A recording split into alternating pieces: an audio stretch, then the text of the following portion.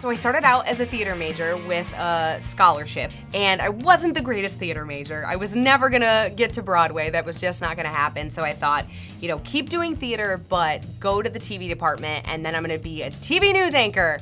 And I was not great at that either. Mostly having to do with my sassy attitude and my hair color that kept changing. They don't like that in TV news. So I had a wonderful professor, Scott Eaker, who said, I'm just gonna put you in radio. And so I started radio, I loved it, but I still had my commitment to the theater department.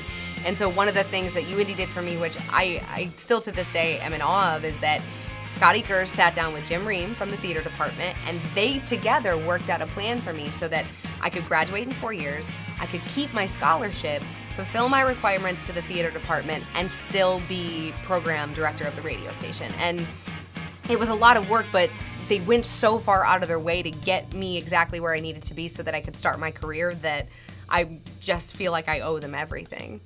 UIndy prepared me for the idea that you don't start out at ZPL. This is not your starter job. My very first job that I took out of school, I didn't think about the fact that you need to probably look at the studio before you say yes to a job. I didn't realize that it was in a closet and it didn't have the ability to put phone calls on the air, and I was using like 8-track players and CDs and just really destitute.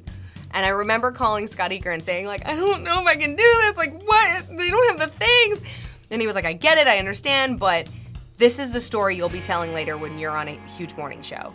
And how true this was, out of control true, but it was them continually teaching me that these smaller market jobs are preparing you for your future so that when you get to the Smiley Morning Show, the ZPLs, you can say, I know this because of the experiences that I had in these smaller markets, and you're making those mistakes there and not here. It's a cool dog, it's a cool school, and I feel so lucky to be able to say I went to UIndy.